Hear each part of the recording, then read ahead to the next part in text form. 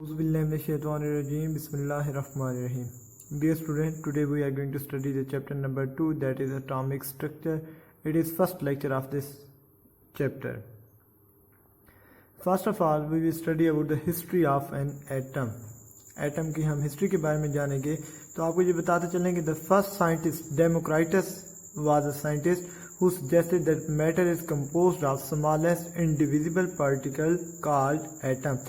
सबसे पहले डेमोक्राइटस वो साइंटिस्ट था जिसने ये बात कही कि जो मैटर एक स्मॉलेस्ट इंडिविजिबल पार्टिकल से मिलकर बनी है, जिसको उसने एटम का नाम दिया.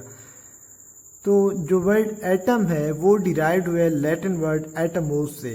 एटमोस जिसका लफ्जी मतलब है इंडिविजिबल, मतलब मजीद तकसीम नहीं हो सकता. तो डेमोक्राइटस ने भी यही बात कही कि जो आपके पास मैटर होती है, अगर आप उसको तोड़ते जाएं तो उसके छोटे टुकड़े होंगे. उन टुकड़ों को फिर दोबारा आप तोड़ें, हत्ता कि आप तोड़ते जाएं और आखिरकार आपको सबसे स्मॉलेस्ट जो पार्टिकल मिलेगा उसको हम एटम का नाम देते हैं. डेमोक्राइटस के बाद जो दूसरा साइंटिस्ट था वो था जॉन डाल्टन.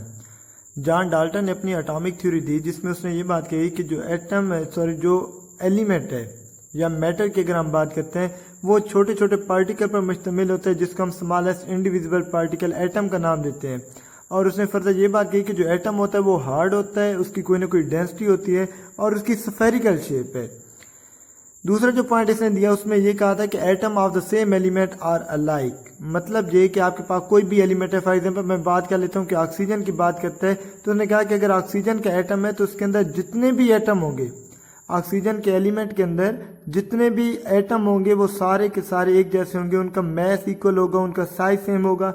तो एक ही एलिमेंट के जितने एटम होते हैं वो सारे के सारे एक जैसे होते हैं. ये बात कही थी जॉन डाल्टन ने जी. तो फिर उसके बाद जॉन डाल्टन के बाद 1886 में गोस्टाइन वो साइंटिस्ट था जिसने प्रोटॉन डिस्कवर की. आपको बताते चलूं कि प्रोटॉन वो पार्टिकल होते हैं एटम के अंदर जिन पर पॉजिटिव चार्ज होता है. 1897 के अंदर जे थॉमसन था जिसने इलेक्ट्रॉन को डिस्कवर किया, और इलेक्ट्रॉन नेगेटिवली चार्ज पार्टिकल होते हैं एटम के अंदर. तो फिर इससे जॉन डाल्टन और डेमोक्राइटस की ये बात गलत साबित हो गई कि एटम इज इंडिविजिबल, क्योंकि एटम के अंदर सब एटॉमिक पार्टिकल प्रोटॉन और इलेक्ट्रॉन डिस्कवर हो चुके थे. फिर बाद में न्यूट्रॉन भी डिस्कवर हो गया. तो ये बात हो गई कि एटम के अंदर फर्दर पार्टिकल हैं जिनको हम क्या कहते हैं, सब एटॉमिक पार्टिकल कहते हैं.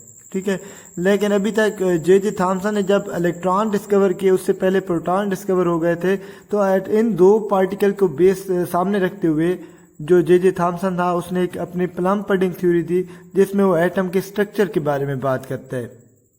उसके मुताबिक atom is solid structure of positively charge with tiny negative charge stuck inside. It is like plums in the pudding. ये थी प्लम पडिंग थ्योरी. इसमें जे थॉमसन ये कहता है कि आपके पास जो एटम है वो एक सॉलिड स्ट्रक्चर है पॉजिटिवली चार्ज का. ठीक है, मतलब आपके पास पॉजिटिव चार्ज बिखरे हुए हैं और उसके अंदर कहीं ना कहीं पे नेगेटिव चार्ज उसके अंदर मौजूद है, स्टक इनसाइड, उसके अंदर कहीं पे जुड़े हुए हैं. ठीक है, it is like plums in the pudding. Plums in the pudding, plum का मतलब होता है मेवा, किशमिश को हम प्लम ही कहते हैं, और पडिंग कहते हैं खीर को कह लें या कस्टर्ड कह लें.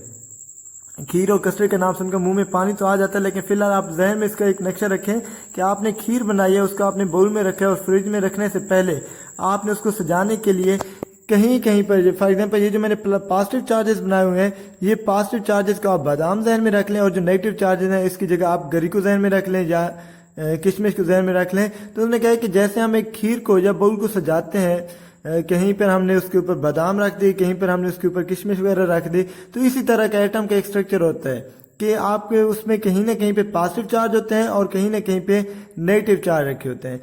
कोई इसकी उन्होंने फर्दर एक्सप्लेनेशन नहीं की. आपको ये याद रहे कि उस वक्त न्यूट्रॉन डिस्कवर नहीं हुए थे, जस्ट प्रोटॉन और इलेक्ट्रॉन डिस्कवर हुए थे. तो इसने जो अपनी थ्योरी दी थी वो इलेक्ट्रॉन और प्रोटॉन को बेस बना कर दी. ठीक है, फिर उसके बाद में न्यूट्रॉन डिस्कवर हुए, और फिर बाद में बाकी साइंटिस्ट ने भी अपने अपनी थ्योरीज दी, जिनको हम फर्दर इंशाल्लाह आगे पढ़ेंगे. हमारा जो नेक्स्ट टॉपिक होगा वो होगा हमारा cathode, discovery of cathode rays and discovery of electron. Okay ji, thank you so much.